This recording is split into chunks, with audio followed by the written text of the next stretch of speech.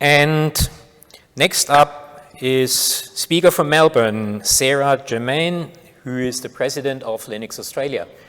And of course, Linux Australia, like the flagship conference, linux.conf.au, is long not just about Linux. It's really about open source in general. So they're historically still called Linux Australia. Logically, they're Open Source Australia. And Sarah is the president of that organization.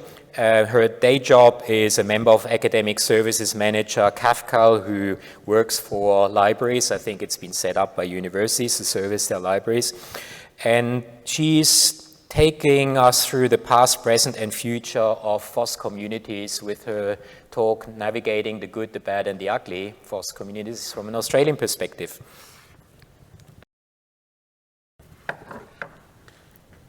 Thank you, Germaine. Firstly, I would like to acknowledge the traditional owners of the lands across Australia and the world where we live, learn and work. We acknowledge and celebrate the inherent strengths of Aboriginal, Torres Strait Islander and First Nation peoples, and I recognise their continuing connection to land, waters, sky and culture. I pay my respects to their elders past, present and emerging. And given yesterday was National Sorry Day, I would like to also reiterate that this always was and always will be Aboriginal land. Now I'm coming to you from the unceded lands of the Wurundjeri people of the Kulin Nations, and unfortunately it's raining today, but I mean, we're going into lockdown, so that shouldn't be too bad. So, let me just get the slides moving. So a bit of a disclaimer. Predicting that it would be lockdowns here in Melbourne, turns out I was a bit right. I'm currently working from home and the next door neighbour has obviously picked the right time to be mowing their lawns today, so please bear with me. Secondly, I'm here as president of Linux Australia, but I don't necessarily represent the views of Linux Australia or the other organisations that I'm a contributor or an employee of. I have, however, run this content by Linux Australia, and just to give them a bit of a heads up. They are amazing organisations that I am a member of or work for, and I highly recommend you become a member or find out how, or if you can help out in any way. Each of these organisations has a great connection to UNSW. For example, my colleague, Holly Raish, who I work with Internet Australia, is an adjunct lecturer at the Faculty of Law at UNSW. Caval, my current employer, is a not-for-profit library organisation that provides services, opportunities, capabilities for libraries across Australia and New Zealand. UNSW Library is in fact a member of Caval. And for a while, pre-COVID, the UNSW Library was my second home for many years. We hold the UNSW Library's collection, well, some of it anyway, and the theses at our storage facilities right here in Melbourne. I also can recommend the coffee cart at the UNSW Law Library. It is fantastic. VALA is a not-for-profit library organisation, and UNSW is also a member there.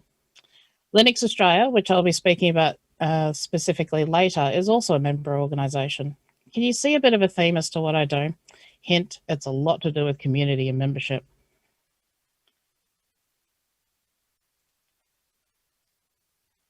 Now for the talk proper. Firstly, thank you for joining me for this session. I really do appreciate you sticking around for my talk.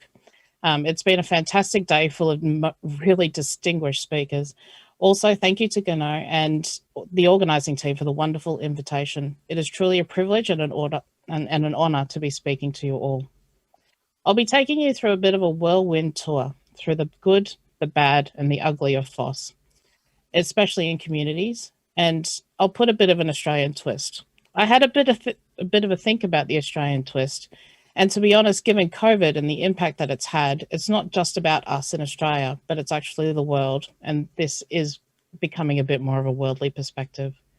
It also turns out it's a nice follow-on from Tridge's talk. So my Twitter handle is there and my LinkedIn details. If you'd like to reach out, feel free. A warning, my slides have very little words and I really hope you don't mind. Also, at the moment, I've got a small obsession with Lego, so my slides have got plenty of Lego in them. A bit about myself. I'm Sarah Germaine with the weird spelling. By day, I'm manager of member and academic services for a not-for-profit, for-benefit library organisation. By night, I'm the president of Linux Australia and vice chair of Internet Australia and a VALA committee member. On the side, I'm also on the technical advisory committee for the .au domain name administrators outer. I had a look at the list of today's speakers, and I have to admit that I've had about 4 weeks of heavy dose of imposter syndrome. I'm not a coder, I'm not a developer, I'm not an engineer, but I do love community. I think that the best way to describe me is a bit of a community-aholic person with a tech brain. I have an honours degree in computing from Federation University, and whilst it's a degree centred around code, I really wanted to focus on the human aspects of technology. My first introduction was to free and open source software was not long ago in 2002. In one of my first uni subjects on operating systems, I even have the copy of the Lions book. And I'd like to give a shout out especially to my lecturer at the time, Dr. Kylie Turnbull, who not only showed me the wonderful world of Unix, but also showed me that women in computing could succeed. Reflecting back now, Kylie was one of the key people who had shaped me to who I've become today. And I really need to thank her for that. But communities are all around me. I grew up overseas and learnt a lot about traditions, cultures, and especially how people interact with each other.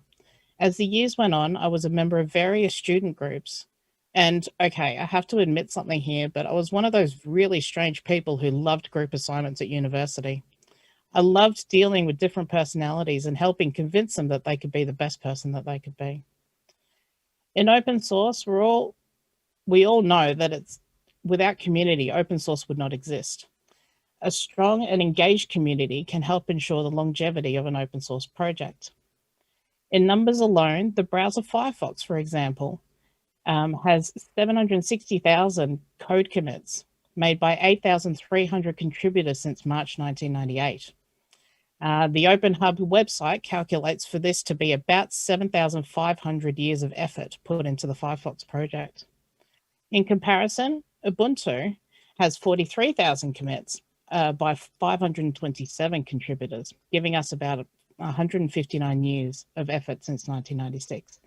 I do highly recommend that you go to the Open Hub website. It is a fantastic project and it shows the impact of the open source project, not just from a numbers perspective. But getting back to the importance of community, looking at GitHub stats alone, more than 65 million developers contribute to 200 million repositories. Now, whilst that's not all code that may be open source, it's a large number of developers that are contributing to code. That is one large community. Now we might look a bit more locally. Linux Australia is a not-for-profit organisation that has 5,000 members, not just in Australia, but New Zealand and worldwide. Linux Australia was originally founded in 1997 and formally incorporated in 1995 to become the legal support for an inaugural conference of Australian Linux users, now that we fondly call linux.conf.au. Linux Australia is 100% volunteer-driven and runs events by the community for the community. Our revenue is about $500,000 a year pre-COVID. It's now about $250,000. We primarily exist to support open source communities that share our values. We run about 15 events a year for 8 different communities, and these communities include WordPress, Joomla, Drupal, Linux, Python, hackerspaces, and Unix and Linux groups. Each year, we provide about $35,000 worth of grants to further the open source story in Australasia, providing funding for initiatives such as providing computers and internet access for men's sheds, access to childcare and diversity scholarships to attend conferences, and funds to revitalise projects that may have gone by the wayside. Our first linux.conf.au was actually held right there at UNSW in 2001. Unfortunately, I wasn't able to find the logo for this conference, but we held our conference there once in 2001 and in 2007. Some of the most notable keynote speakers was actually Tridge, who you've just heard from, and Andy, who you'll be hearing from later. Linux.conf.au is a grassroots conference delivering highly technical content for a diverse range of attendees. In recent years, we've covered topics around government, privacy, communities, DevOps, the kernel, open hardware, and a new area which we've moved into is the GLAM sector, which is galleries, libraries, archives, and museums.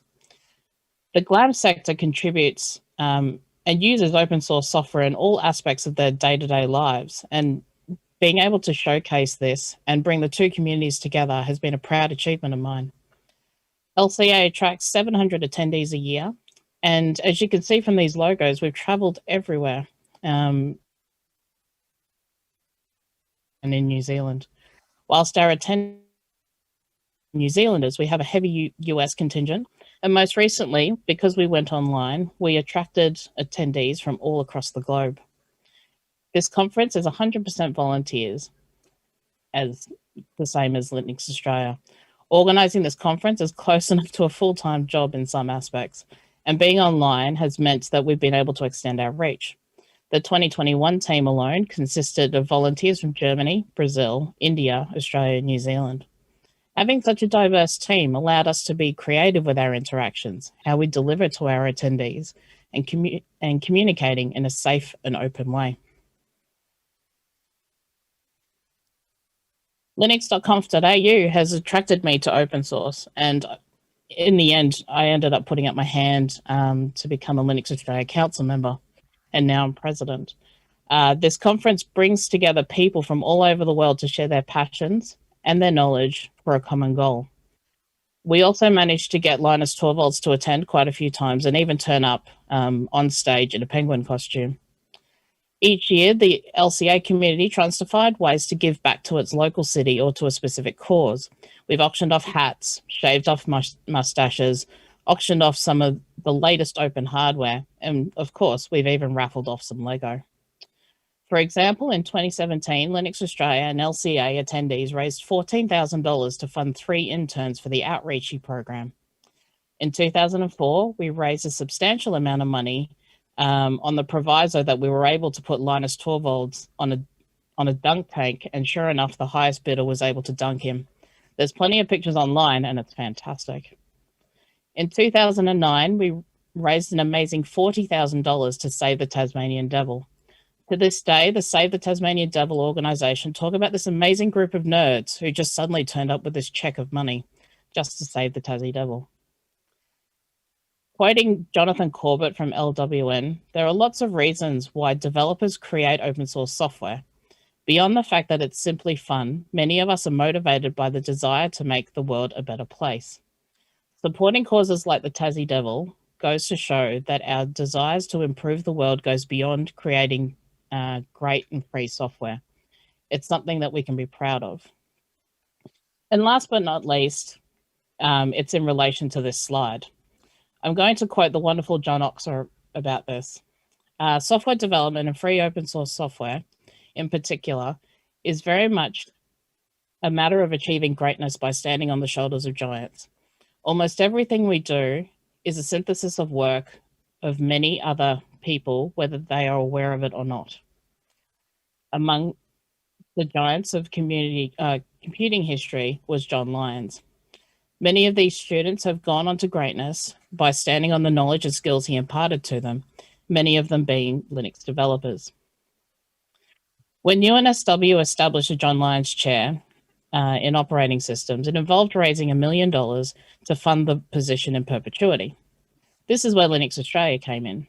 At the LCA 2006 conference in Dunedin, it was suggested by honorary Aussie John Mad Dog Hall that we use the conference dinner auction to raise funds to support the establishment of the chair. Usenix Association organised to match the funds raised and a number of items to be auctioned off, including a copy of the John Lyons book, which is in the picture.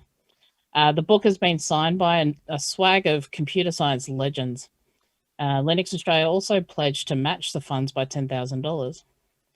To add to the fun, a number of FOSS luminaries pledged that they would shave their heads, or even the famous mustache of Rusty Russell.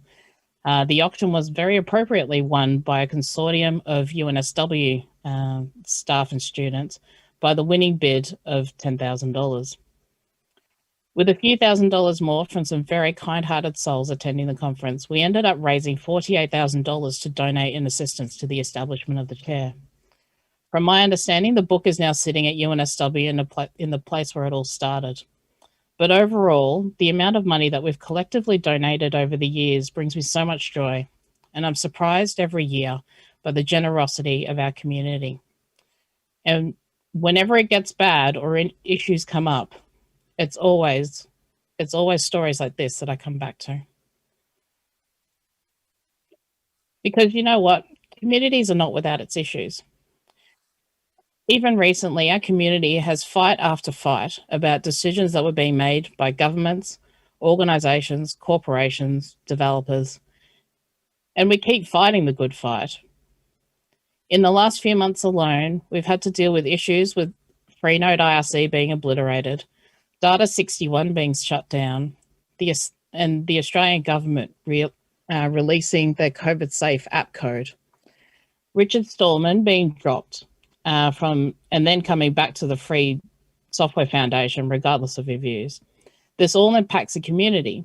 It hurts the spirit, it splits communities, and sometimes it's irreparable. However, out of the bad and the ugly comes the good. It can bring communities together. Take last year when COVID hit us. People were scrambling to move everything online, and governments were also scrambling to do their bit and find ways to track and trace their nation's people. Good software and bad software was written all over the place. I promised myself I actually wouldn't talk about politics today, but this is a bit of a good news story, so bear with me.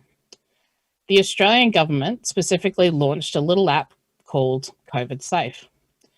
It was closed sourced. Suffice to say, this didn't sit well with various communities, including Linux Australia's. Linux Australia, along with 100 academics, technologists, and industry experts, signed an open letter to the government to release the code, to let us scrutinise the code, to let us provide feedback on the code. Suffice to say, after weeks and weeks of fighting for the cause, and my God, there was fighting, and the government just didn't listen, we actually won. The code was released, and regardless of your political leanings, what we achieved is something that we should celebrate and remember. So what can we do when we hit the good, bad, and the ugly? Managing a massive group can be hard. For Linux Australia, it's 5,000 people that we have to work with, accept, include, and engage with.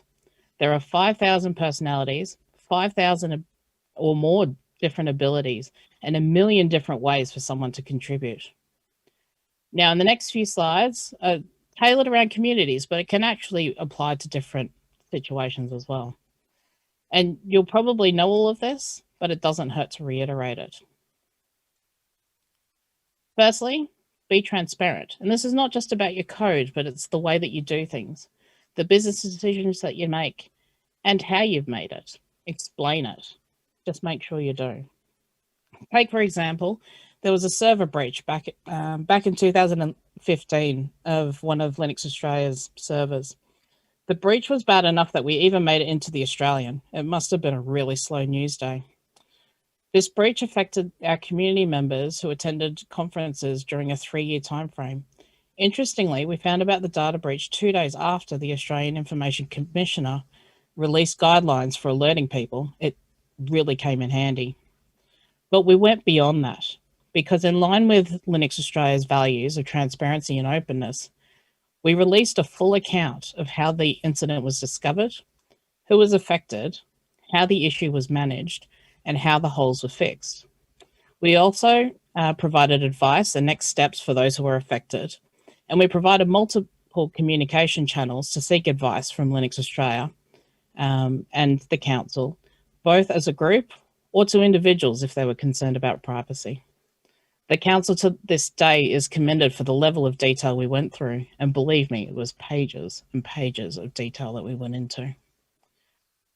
One thing you can increase transparency with is actually having a public issue tracker that contains everything, and I mean everything.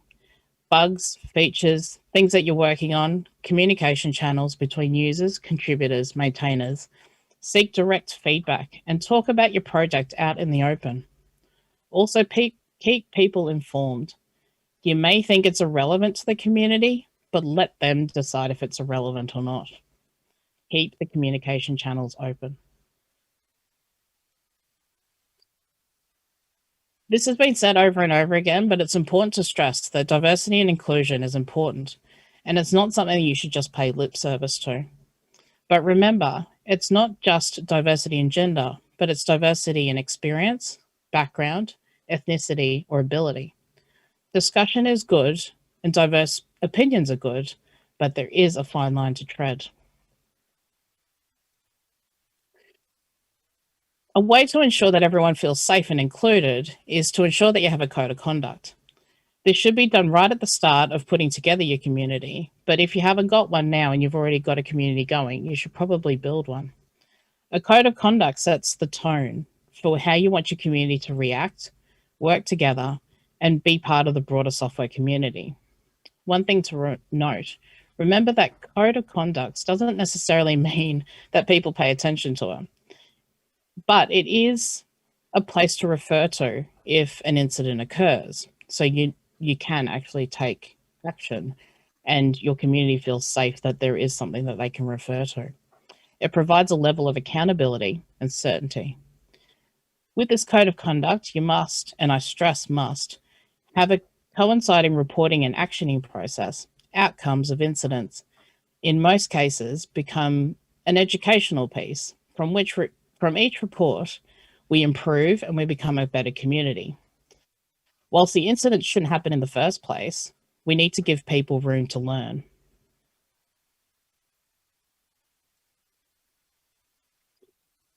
And similarly to Elizabeth's talk from this morning, one of the key things you need to know about your community is why they're actually here. Why did they choose to join your community? If it is their choice to join, it's their choice to stay, and it's their choice to leave. As people say, people stay for the leadership, but they also leave because of the leadership. People tend to join communities because they have a specific outcome they want to achieve. They might just want to fix a niggly bug, or they want to learn how to use something to the best of its abilities, or they like the community values and they want to give back. Understand their workflows and understand the ways they want to interact with you. Once you've worked this out, you need to respond to that and deliver. If it's because your community is awesome, then keep being awesome. But if it's because people want to help out with documentation, please don't stand in their way, because documentation people are really, really hard to find. Or if it's that niggly bug, work with them and iron it out. Communicate with them frequently, provide constant feedback loops, value every interaction that you have with your community, positive or negative. You also need to help your community understand the purpose and the vision of the project. One thing that can push members away is a high barrier to entry. These barriers can be one of those things, such as very high standards for code submissions. You can lower the barriers of entry for people to contribute to your code or project. To lower these barriers, you can provide various toolkits, such as induction training for people who can contribute to your project.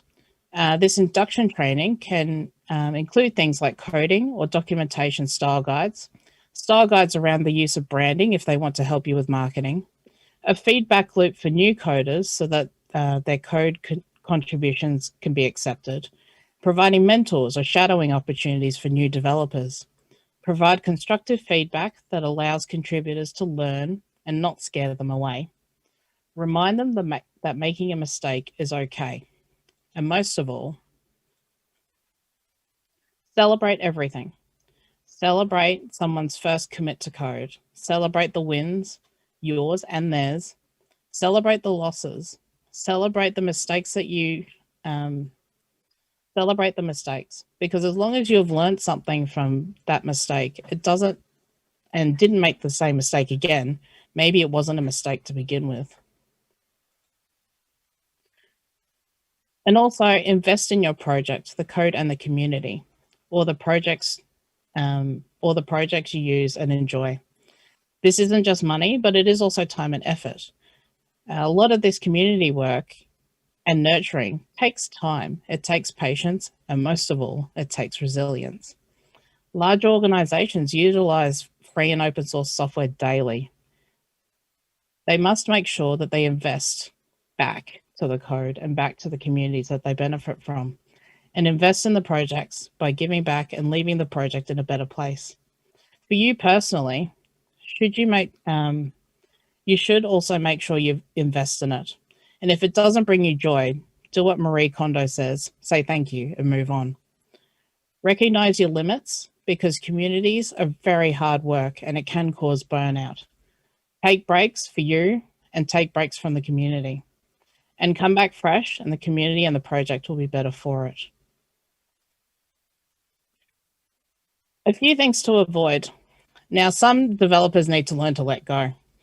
There is a term called cookie licking, which I learned about the other day. It's like calling dibs on something. The act of claiming something as something that only the developer can do, but they may not actually have time to do it. Let people help you, share the load, and let others contribute. You don't have to do this alone. Also, we're all here for a reason, but sometimes we cannot control the tools that we must use. For example, today I'm beaming to you from a Windows machine, not a Linux machine. This is because I have various needs that have to be met for my employment. Ensure that there's a lot less platform bashing. We're a diverse group of people and using a diverse group of technologies. So please, we've won the war of open source versus proprietary. No more Windows or Linux jokes, please.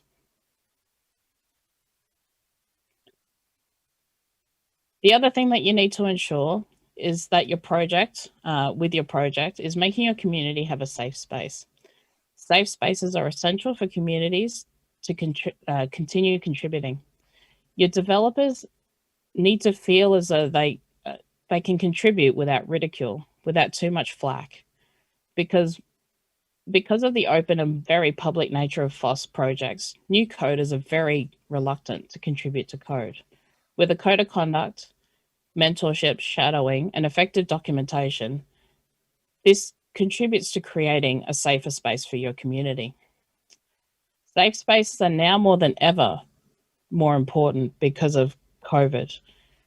People are more frustrated, more anxious, more tired, and to be honest, far more on edge. Certainty is out of the window with this pandemic. People will drop the ball. Even today, as I'm coming to you from Melbourne, we're on the verge of lockdown. Tensions are high, toilet paper's run out. Having a safe space for all of us to feel and to be who we are is very important. If we don't get to do things today, it's okay. And please offer if you have the headspace to do so. And have fun and be the good. Interestingly, this came up in John O'Brien's talk this morning. Just have fun. Communities thrive on projects that are fun to contribute to and create positive experiences for them. Help and nurture your community. Feel like they're contributing to a greater purpose. And with that, if you'd like to reach out, please contact me at these various platforms. And my sympathies go out to my fellow Victorians. We're going into lockdown from midnight tonight, and it's quite heartbreaking that we are, but hopefully we'll get through this. Thank you.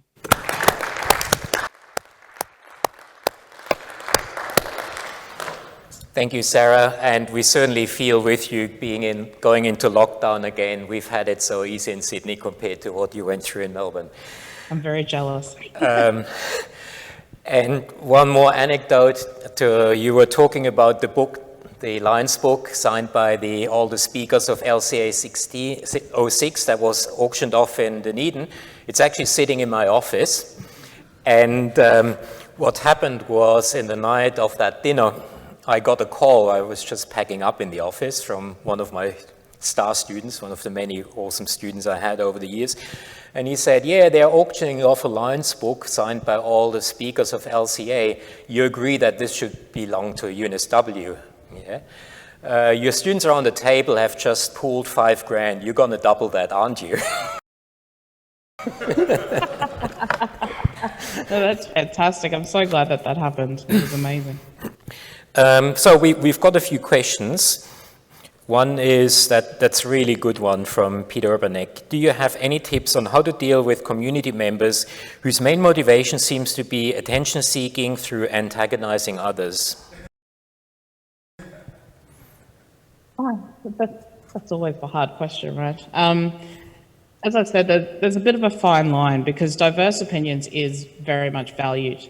The key piece is to be able to shut down conversations that go just a little bit too far. And you need to actually make sure you shut it down every single time. People need to get used to what is acceptable and what is not. And as soon as they get used to it, they will know that where the line is. And always refer back to your code of conduct. The code of conduct does provide clear ways of dealing with issues. And yeah, that's the easiest way to deal with it. Yeah, and of course that's an issue that doesn't only apply to open source projects. We had issues like that in our lab, and where we pride ourselves on being outspoken and listening to everyone, and some people abuse that, and so what do you do? It's about holding people accountable, I think, is that some people just don't know that they're pushing people's buttons. And maybe you just need to point it out to them and they won't do it again. That always helps. Another question is also a really good one. How do you balance, and I completely feel with this one because that totally applies to our project. How do you balance low barrier to entry and high quality of submissions? The easiest way is to try and encourage new developers or new contributors to contribute in smaller chunks rather than larger chunks, and to help them and mentor them through that code. What new developers try to do is try to do big things, and that doesn't necessarily help, especially if there's a lot of reviewing that needs to go on. So if you start small and do very small contributions that follow the style guide, especially, a coding style guide is an amazing thing to have, and I've noticed that not many projects actually have them. If you have a good style guide as to how you would like things to be commented, how you would like things to be structured, that actually helps new contributors come in. How do you deal with an ideological schism between developers? All hard questions today. I think it's understanding that there is diverse opinions, and as long as you can understand that, and as long as people are willing to learn from each other, then it's okay. There are a lot of stubborn opinions out there, and if there is, you need to just, I wouldn't say fight back, but you need to have a conversation with them to try and show them your perspective. And that's probably the best way. And of course, a lot of these things apply not only to open source communities, but any community really. Similar, like the principles you mentioned of transparency, etc. These should be widely endorsed and much more than they are in reality, particularly if you look at what happens in politics, in government, etc. So that's the end of the questions and the end of our open source or meta open source session. And thank you very much, Sarah, for joining us here for a very insightful talk about how communities work and what to do to make them work properly. Thanks a lot. Thank you so much.